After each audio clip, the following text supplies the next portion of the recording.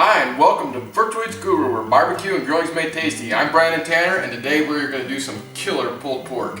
Some of my other videos that are really popular on the channel are some different renditions of pulled pork. We're going to do some similar process steps to this that we've done, I've done before, but also some differences. So we'll go through that type of stuff. So it's things you can incorporate into your next pulled pork if you want to. This pulled pork here, or these pork shoulder roast, pork butts, are boneless. Got them from Costco. They come in a package of 16 total pounds. So probably, give or take 8 pounds each one of these roasts. And personally, if they've got the bone in, I prefer it. That's just my preference. They hold together better with the bone in my opinion. Where once you've taken out that bone, you've kind of got an open piece, and you'll see it when I start to season these up. You kind of see how it opens up. So there's a couple things that you can do for that. You can either, if you got butcher's twine, you can tie it. I probably won't, but I want to see what it looks like when I put it in the pan. I like to use this roasting pan and roasting rack to kind of keep it to where it keeps the meat uniform. I don't like it opening up and flattening out because, we want to get, we're going to be shooting for an internal temperature eventually of like 200 degrees when we're all said and done. So, you don't want it opening it up, you don't want it falling apart, those types of things. And so we're actually going to start it, when we start smoking it, we're going to start it in this pan. I'll put some chicken broth down in the pan. And what I'm really doing is I'm catching the drippings from the pork shoulders.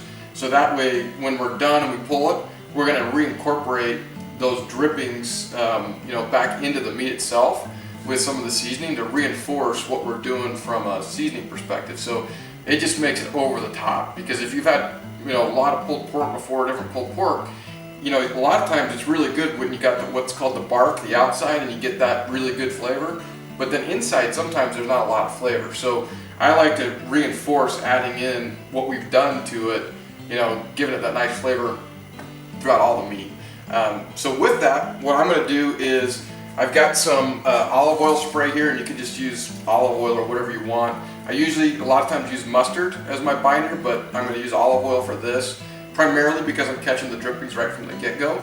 And then I've got in my shaker here, this is actually a bovine bold from Topways, and it's just my favorite rub for pork. So I use it, on a lot of different things, but on my pulled pork, it's one of my favorite seasonings to use.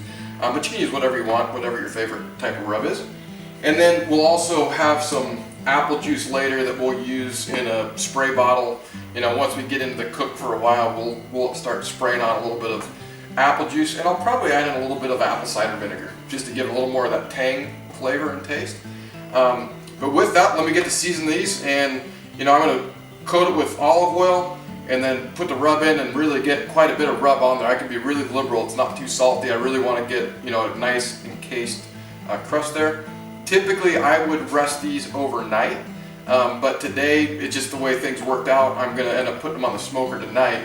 So what I'm going to do is I'm going to season them, let them rest in the fridge, and then I'm going to take them out for about an hour and a half, hour to 2 hours to get into room temperature before I put them on the smoker, so they get a chance to really absorb that. So it's kind of a cheat and a quick way to do it if you don't have overnight to let these things rest and absorb some of that rub. So with that, I'll get to it.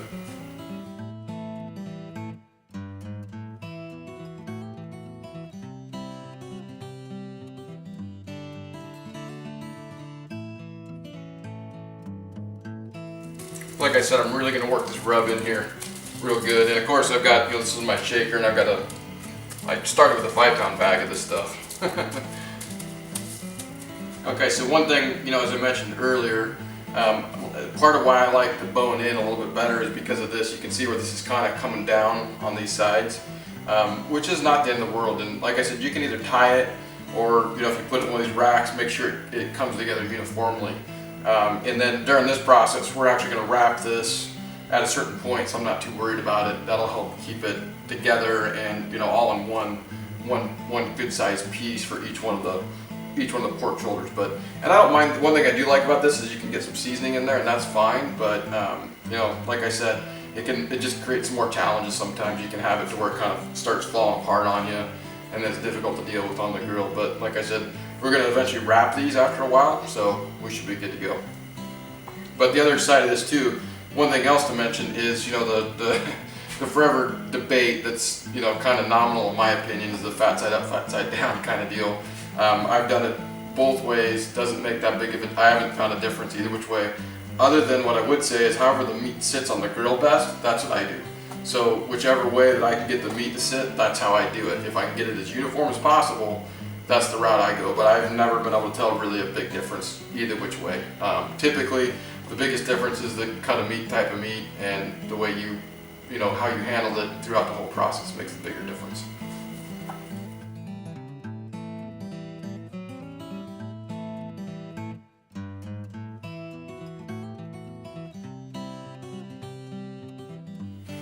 Okay, so we're all rubbed up. I'm gonna get these transferred into this pan, put it in the refrigerator for a while, and then, you know, take it out a little while later when we're gonna put on the grill. And one of the most important things, and I'll obviously show it when we're grilling, but you really need a temp probe for this type of deal. I mean, you can do it the other way, but you know, you're really taking some risks.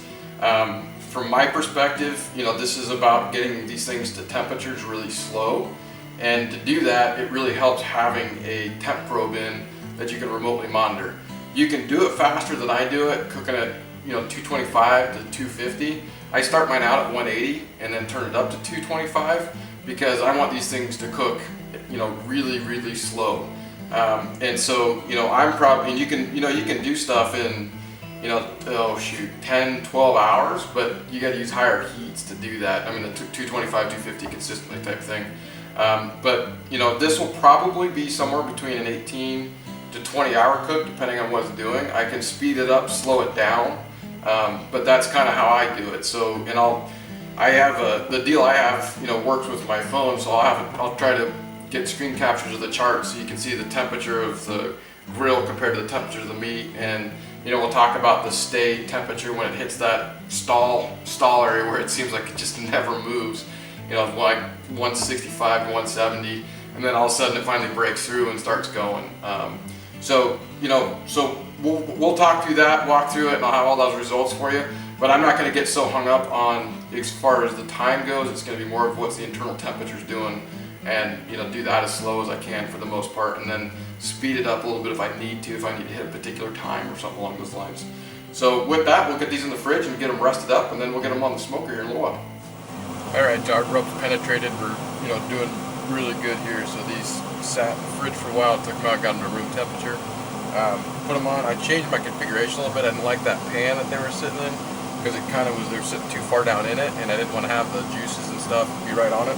So I'll take a picture so you can see it. But I've got a drip pan under my grate that I already put the broth, the chicken broth, and put some of the seasoning in. And so, you know, I don't need to catch all the drippings. I just need to catch enough of the drippings. Just add it back in after we pull the pork.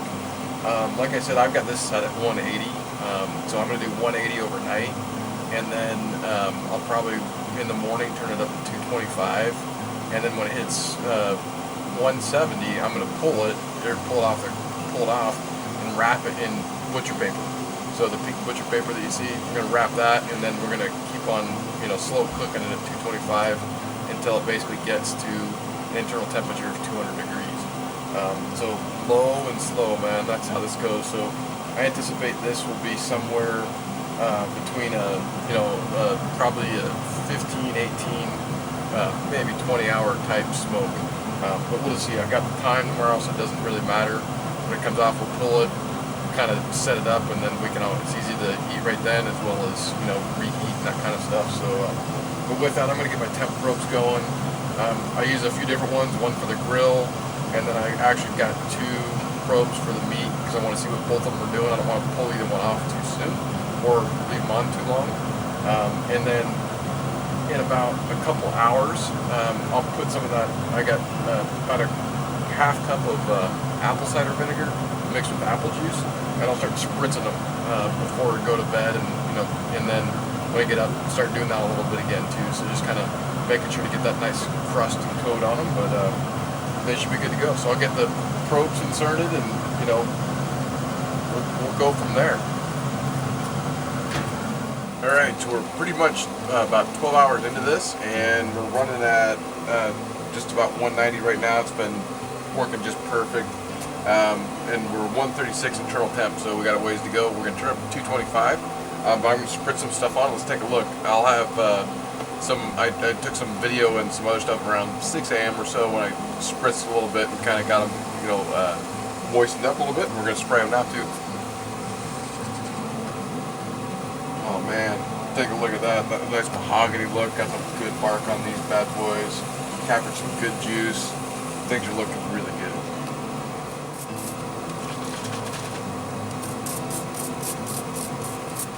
Alright, so we're about hour 17 into this thing and doing really good. I kicked it up to 250 because I'm going to start trying to finish these off here in the next, probably 3 hours or so. Internal temp is at 160. I stalled out at just over like 145 to 155. Took forever to get there, so added some temp to it, but they're looking right now where I'm going to wrap them. I've been graphing this on my phone. I'm going to hope I can export it with the app that I have. It'll show you all the times and temps so you can see how everything worked throughout the process and that kind of stuff. One thing to mention is I did add some more apple juice and some of the chicken stock because it really dried down quite a bit overnight, so I added more of that to it so I could have some of that for the drippings and that type of stuff. But with that, let's take a look. I'll add some videos and pictures too. Let's take a look. Oh man, that is good looking stuff. So I'm going to move this off and then get them wrapped up and get them right back on here. Alright, so we're just going to wrap these up. I put the fat side down on this because when I fold this up, this is actually going to become the bottom. So my top's going to remain the top. Put the temp probe back in it and put it back on the grill. Probably got a few more hours to go and we should be good to go. I've got it, like I said, ratcheted up to 250. But man, these things got amazing bark on them. I spritzed them with the apple juice and apple cider vinegar, gave them that nice, glaze to them. So these things look just perfect. So we'll get them and we'll put them on until we get it up to about 200 degrees internal temp. And then we're going to rest them in a towel in the cooler and then we're going to pull them.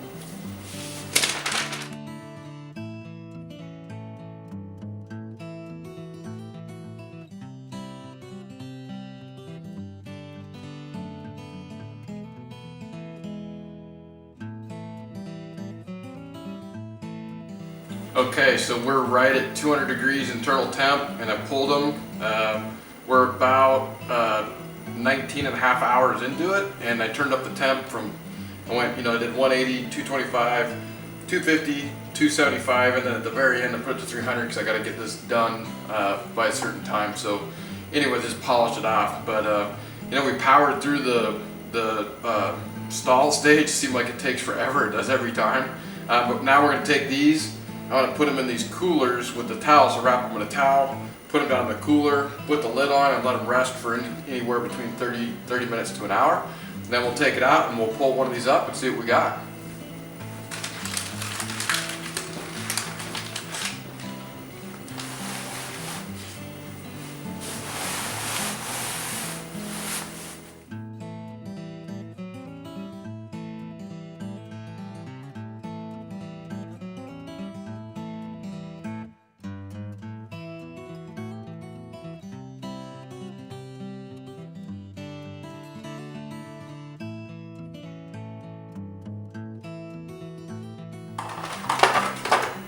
Alright, so our pulled pork is really, really good. I mean, I don't know if you can see this, but you get this nice, beautiful smoke ring on this bad boy. Smells delicious. Let this cool off a little bit and do a little taste test here. Gonna get some of this good bark too. Oh man. This is so good. Man, if you like this type of content, please like, comment, subscribe. This stuff is spectacular.